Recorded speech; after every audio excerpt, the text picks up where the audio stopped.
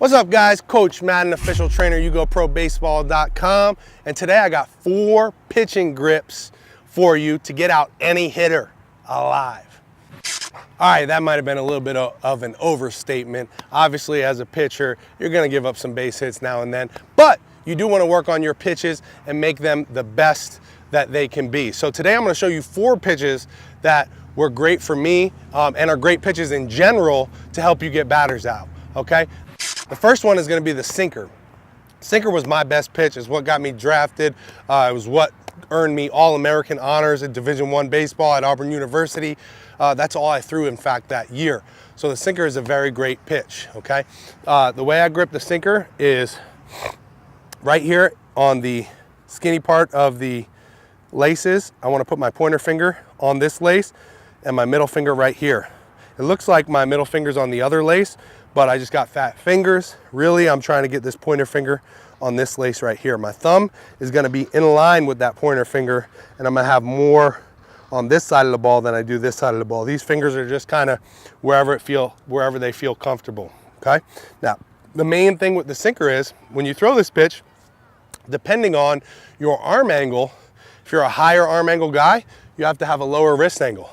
If you're a lower arm angle guy, your wrist angle could be more straight, but you want to make sure that no matter what, you're getting on top of the baseball when you throw it. So you're coming over the seams this way. If I'm higher arm angle, I'm coming over the seams this way. If I'm a lower arm angle, over the seams this way. If I'm a sub guy, my wrist angle actually has to be cocked more and come over the seams this way, okay?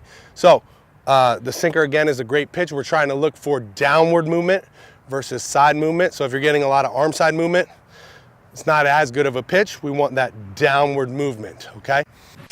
The second pitch is gonna be a slider. I started throwing the slider. I threw it in high school. It was more of a slurve then, and in junior college. When I got to Auburn, I stopped and I just started throwing the sinker because it was such a dominant pitch. But then the scout who wanted to draft me said, you know, I really want to draft you, but you only throw 1 pitch.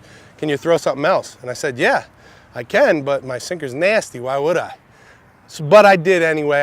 I obliged, and I brought my sinker back to, or excuse me, my slider back to life, and it became a great pitch. In fact, by the time I got to pro ball, they ranked it the #1 pitch in the whole San Diego Padres organization. So it became a great pitch. Now I had 2 great pitches, the sinker and the slider, okay? The slider, the way you grip it, is gonna be this. Again, this is the way I grip it. This is not the only way to grip these pitches, but this is how I was successful.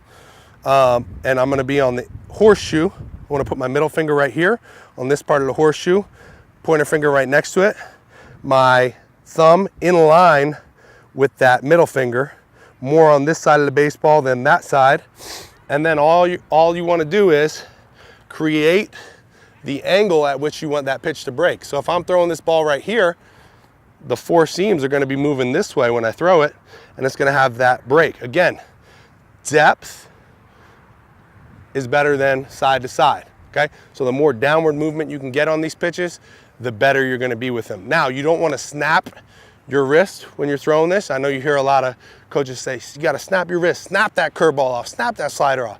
No, you're not snapping. You actually have a stiff wrist, and you're creating good arm speed through there. And if you do that, that ball is going to pop out. And if you have that correct angle or axis, that ball is going to move the way you want it to move, okay? Third pitch is the fork ball. And I started throwing the fork ball later in my career in professional baseball, and it became actually a very great pitch, and I used it as a changeup. And it danced like a knuckleball. So if you're looking for a pitch like that, that's a great, great pitch. The way I hold the fork ball is by splitting my fingers right in the middle of the baseball, not on any laces. Okay, some of you younger guys, this may not work because your hands are too small. Some of you older guys, you'll be just fine. I actually have pretty small hands for as big as I am. But I split that baseball right down the middle, not on any seams. The thumb can be on or off. I really actually threw this ball without the thumb on it. If anything, it would be very lightly on it. And all you want to do is come straight through your release point, wherever your arm angle is, that way, and let it slip out. What that slip does is creates that knuckle movement and that drop coming down, and that's what you want in this pitch. the change of speed is gonna be drastic, and the movement is unpredictable even for the pitcher. So you wanna work on this because it can be a very wild pitch, but once you're able to get the consistent movement and control it, it can be a very effective pitch for you to use. The last pitch is gonna be a 12-6 curveball. 12-6 curveball is just going from 12 on the clock to 6 on the clock. And this is such a great pitch to help you get batters out because it's working on straight depth. We're not getting any side-to-side movement if we throw this pitch correctly. We're trying to go from up to down.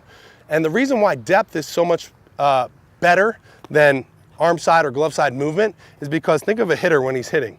His bat is moving this way through the zone. He can't in the middle of his swing go, oh, that ball's going down, let me go down in the middle of his swing.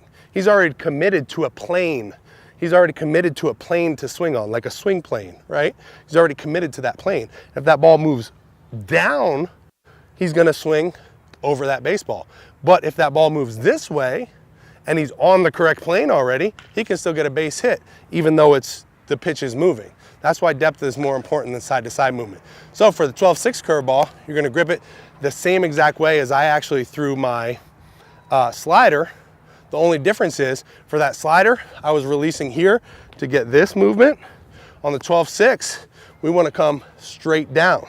And we want those four seams to be moving straight down. So basically a 4-seam fastball will be moving straight back. A 12-6 curveball, we want moving straight down. And that's gonna give us that straight down, depth, downward movement that we need to get batters out.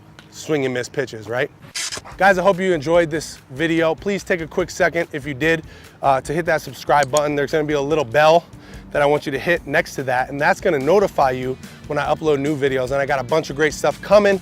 You're gonna love it, I promise. If you like this video, hit that thumbs up for me and leave me a comment below. Let me know what pitches you throw right now and what pitches you're trying to learn. Also, I know I talked about the sinker and the slider in this video right here, but I have an advanced sinker and slider program. Again, the sinker was what made me the pitcher that I am or was, and the slider became my best pitch. So those two pitches, I mean, I know everything about. If you're gonna learn those two pitches, you should learn them from someone who is very dominant with those pitches. So if you're interested in that, definitely check it out. It's actually on sale right now. So if you're looking to learn the sinker or the slider, check out that program. I'll leave a link below where you can get it. And I know you're gonna love it because it's everything I know about those two pitches, and those two pitches helped change my pitching career. So I hope that that information can do the same for you. So go check it out, and I'll talk to you guys in the next video.